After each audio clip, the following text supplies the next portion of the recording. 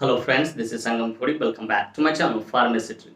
Friends, आज के इस वीडियो में मैं बात करने जा रहा हूँ ट्रीटमेंट ऑफ यूरिन रिटेंशन कि अगर किसी व्यक्ति को 24 घंटे तक पेशाब नहीं होता है या यूरिन का आउटपुट नहीं होता है, ठीक है, तो इसे कैसे ट्रीट किया जा सकता है, कैसे ठीक किया जा सकता है।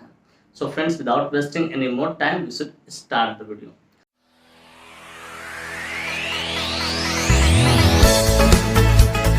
यह वीडियो ना सिर्फ जानकारी के उद्देश्य से बनाया है। इस वीडियो को देखने के बाद कोई भी ट्रीटमेंट आप घर पे इंप्लीमेंट न करें, कतई सेल्फ ट्रीटमेंट इंप्लीमेंट न करें। Friends, actually I don't support self treatment at all. So before doing any treatment at home you must consult your doctor. कि कोई भी ट्रीटमेंट करने से पहले आप अपने डॉक्टर से एक बार जरूर कंसल्ट करें। तो फ्रेंड्स, चलिए अब वीडियो की शुरुआत करते हैं। फ्रेंड्स, आज का हमारा टॉपिक है यूरिन रिटेंशन या रिटेंशन ऑफ यूरिन, जिसका सीधा अर्थ होता है पेशाब का ना होना या पेशाब रुक जाना। अगर किसी व्यक्ति को 24 घंटे तक, ठीक है, यूरिन का आउटपुट ना होता है तो उसे हम लोग क्या बोलते हैं, यूरिन रिटेंशन बोलते हैं। चलिए जरा इसे थोड़ा डिटेलिंग में मैं आपको समझाता हूँ।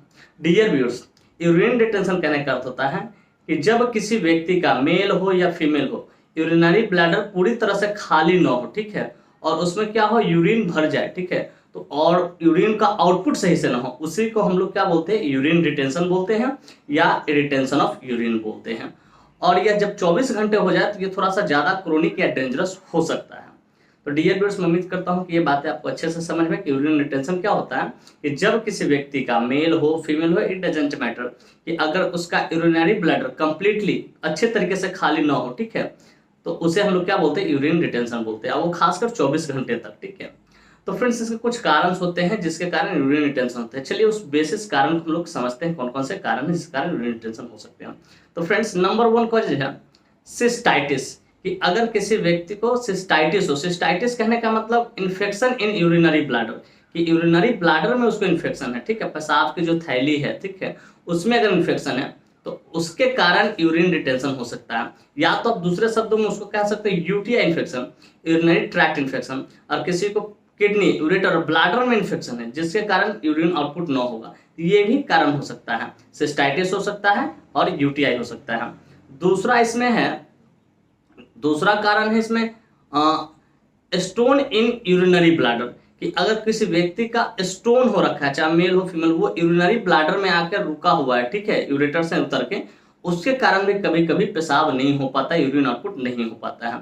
तीसरा है इनलार्ज्ड प्रोस्टेट, ये खासकर मेल में होता है। जो प्रोस्टेट होता है, ठीक है, जो यूरिन का जो रास्ता होता है, ठीक है, जहां से उसका जो मार्ग शुरुआत होता है उसके ऊपर, ठीक है, मांस का एक गोला होता है जो बढ़ जाता है, जिससे क्या होता है, यूरिन का जो रास्ता होता है वो नैरो होते चला जाता है, जिसके कारण क्या होता है, यूरिन का आउटपुट सही ढंग से नहीं हो पाता है। तो इनलार्ज प्रोस्टेट के कारण भी नहीं हो पाता है। नंबर 4 इसमें सीकेडी, क्रोनिक किडनी डिजीज, कि अगर कोई व्यक्ति क्रोनिक किडनी डिजीज से सफर कर रहा है, किसी को क्रिएटिनिन बहुत ज्यादा बढ़ा हुआ, ब्लड यूरिया बढ़ा हुआ, किडनी में बहुत ज्यादा इन्फेक्शन है, उसके कारण भी कभी कभी यूरिन आउटपुट न होता है। तो फ्रेंड्स, बेसिकली ये 4 कॉजेज मैंने बताया आपको, यूटीआई इन्फेक्शन या सिस्टाइटिस आप उसको कह लो, या तो आप इनलार्ज प्रोस्टेट कह लो, या तो यूरिनरी ब्लैडर में स्टोन कह लो, या सिस्ट कह लो, उसके कारण हो सकता है, ठीक है। और एक सबसे लास्ट मैंने बताया क्रोनिक किडनी डिजीज। तो फ्रेंड्स, मैं उम्मीद करता हूँ इसके कॉजेज आपको अच्छे से समझ के, इन कारणों से क्या होता है, यूरिन का आउटपुट सही ढंग से नहीं होता, रिटेंशन ऑफ यूरिन होता है, पेशाब रुक जाता है।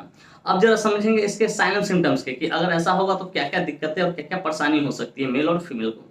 तो फ्रेंड्स, नंबर 1 परेशानी है इसमें स्वेलिंग ऑन फेस, कि आपका जो चेहरा है उस पर सूजन टाइप का होगा। फिर पैडल एडिमा, आपके जो हाथ पांव है उसमें सूजन हो जाएंगे। फिर स्वेलिंग होल बॉडी, पूरे बॉडी में सूजन हो जाएगा, आपको लगेगा फ्लूइड जमा हुआ है, ठीक है। उसके बाद कहते हैं स्वेलिंग होल बॉडी के बाद कहते हैं डिस्टेंडेड एब्डोमेन, आपका जो पेट है वो फुला फुला रहा है, खास करके ये पेल्विक एरिया में एकदम एकदम डिस्टेंडेड हो जाएगा, एकदम कड़ा हो जाएगा, हार्ड हो जाएगा, क्योंकि यूरिन आउटपुट होगा नहीं तो यहाँ यूरिन चढ़ा रहेगा तो बहुत ज्यादा दर्द भी करने लगेगा। तो ये बेसिकली 4 इसके साइन सिम्टम्स थे। इस तरह का 4 साइन एंड सिम्टम्स देखे आप समझ जाए कहीं ना कहीं यूरिन का आउटपुट सही ढंग से नहीं हो रहा है, यूरिन रिटेंशन है। तो फ्रेंड्स, अब बात करें इसके ट्रीटमेंट के बारे में। फ्रेंड्स, ट्रीटमेंट जो बेसिकली होता है वो कॉजेज को फाइंडिंग करने के बाद होता है, किस कारण से हो रहा है उसके अनुसार ट्रीटमेंट करते हैं, और कारण के अनुसार ही मैं आपको ट्रीटमेंट बताऊंगा। तो पहला नंबर कारण क्या था, सिस्टाइटिस या यूटीआई इन्फेक्शन। अगर इस कारण से किसी का यूरिन आउटपुट नहीं हो रहा है तो इसका ट्रीटमेंट आप देखिए। नंबर 1 है लीवोफ्लॉक्सासिन, अगर एडल्ट है तो levofloxacin 500 mg tablet 1 into OD। फिर कहते हैं टैबलेट आप हैप्पीएल गैस का दे दीजिए, ठीक है, 1 into ODES। फिर मेट्रोजिल 400 आप दे दीजिए 1 into BD। फिर टैबलेट यूडीएस पास आप दे दीजिए 1/BD। फिर कहते हैं syrup Alkacitron 10 ml with 1 cup of water into BD, कि 10 ml लेना है, 1 कप पानी के साथ लेना है और 2 टाइम 3 टाइम इसको पीना है। तो ये इससे कुछ ट्रीटमेंट हुए। अगर सिस्टाइटिस के कारण या यूटीआई के कारण दिक्कत हो रहा है, यूरिनरी ट्रैक्ट इन्फेक्शन का यूरिनरी टेंशन है, तो आप ये मेडिसिन आप चला सकते हैं। इस मेडिसिन से पेशेंट को राहत मिल जाएगा और यूरिन का आउटपुट भी होना चालू हो जाएगा। फ्रेंड्स, मैं उम्मीद करता हूँ कि नंबर 1 कॉजेज जो मैंने बताया सिस्टाइटिस, उसका ट्रीटमेंट मैंने बता दिया, यूटीआई का इन्फेक्शन का ट्रीटमेंट बता दिया, और इस कारण से रुका हुआ तो ये ट्रीटमेंट दिया जा सकता है। सेकेंड है इनलार्जमेंट ऑफ प्रोस्टेट, कि अगर किसी मेल है, कोई मेल है, उसका प्रोस्टेट बहुत ज्यादा इनलार्ज हो गया है, तो उसके अकॉर्डिंग आप मेडिसिन को, प्रोस्टेट के मेडिसिन को जोड़ सकते हैं। जैसे यूरिमैक्स 0.4 जोड़ सकते हैं, यूरिमैक्स डी जोड़ सकते हैं, ठीक है। तो वो क्या करेगा, पेशाब के रास्तों को नैरो की जगह क्या करेगा, वाइड करेगा, चौड़ा करेगा, ताकि यूरिन आउटपुट सही से हो सके। नंबर 3 मैंने इसमें क्या बोला था कि कारण नंबर 3 क्या हो सकता है, इसमें हो सकता है यूरिनरी ब्लैडर में स्टोन हो, ठीक है, या सिस्ट हो। तो इसको सिस्टोस्कोपी के से देखकर डॉक्टर ऑपरेशन कर सकते हैं। कि जो डॉक्टर होते हैं लैप्रो के, जो लैप्रो सर्जन होते हैं, ठीक है, लैप्रोस्कोपिक सर्जन, वो क्या करेंगे, सिस्टोस्कोपिक प्रोसीजर से देख के इसका ऑपरेशन कर सकते हैं। इसका दूसरा कोई उपाय नहीं है। नंबर 4 मैंने क्या बताया, क्रोनिक किडनी डिजीज। अगर कोई व्यक्ति को क्रोनिक किडनी डिजीज है, ठीक है, लंबे समय से किडनी की डिजीज जिसके कारण यूरिन आउटपुट सही से नहीं हो रहा है, तो अगर उस पेशेंट को हॉस्पिटल में एडमिट किया जाएगा इस परिस्थिति में, तो सबसे पहले क्या करना है, पेशेंट का बीपी पल्स देखना है, ठीक है, उसको फॉलीज कैथेटर लगाना है, apply follies catheter. Follies catheter लगाने के बाद भी यूरिन नहीं आना, तो बीपी के अकॉर्डिंग 1 ml लैसिक्स देना है आपको, क्या लैसिक्स इंजेक्शन 1 ml देना है। फिर भी अगर यूरिन नहीं आ रहा सही ढंग से, तो आपको क्या करना है, 4 एम्पूल, इमरजेंसी का बता रहा हूँ, 4 ampoule sodium bicarbonate SBC 500 ml NS में क्या करना है, उसको ड्रिप कर देना है मिला के, और मीडियम स्पीड में आपको चला देना है। उससे किडनी के फंक्शन होगा क्या, मेटालिक एसिडोसिस वो से इंप्रूव होगा, तो यूरिन आउटपुट होना चालू हो जाएगा। देन इसको IVBD देना है, सुबह शाम दे सकते हैं, 1-1 एम्पूल सुबह शाम दे सकते हैं फ्रेंड्स। और इसके अलावा पैडल एनिमा है, और जो किडनी का फंक्शन कुछ ज्यादा गड़बड़ हो रहा है, ठीक है, एरिथ्रोपोइटिन हार्मोन नहीं सिक्रेट्स कर रहा है, तो वहां पे आप बिपॉक्स 400 इंजेक्शन आप दे सकते हैं। अगर किडनी के प्रॉब्लम के कारण एनीमिया हो रहा है, सीवर एनीमिया हो गया, तो वहां पे बिपॉक्स 4000 इंजेक्शन भी हम लोग चला सकते हैं। तो डियर व्यूअर्स, मैं उम्मीद करता हूं कि ये भी ट्रीटमेंट आपको बढ़िया से समझ में आया। फ्रेंड, जो भी मैंने ट्रीटमेंट बताया वो कहीं ना कहीं कॉज वाई बताया कि किस कारण से होता है, तो क्या मेडिसिन चलेगा।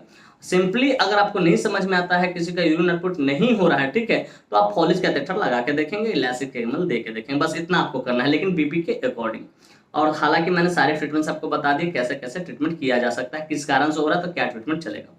फ्रेंड्स, मैं उम्मीद करता हूँ कि ये बातें आपको अच्छे से समझ में आए कि यूरिन रिटेंशन क्या होता है, इसके कॉजेज क्या होते हैं, इसके साइन एंड सिम्टम्स क्या होते हैं, और इसके कॉजेज के अनुसार ट्रीटमेंट क्या होते हैं।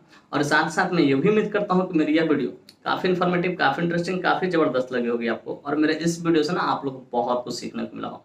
फ्रेंड्स, वाकई में मेरी वीडियो इन्फॉर्मेटिव एंड इंटरेस्टिंग लगी हो।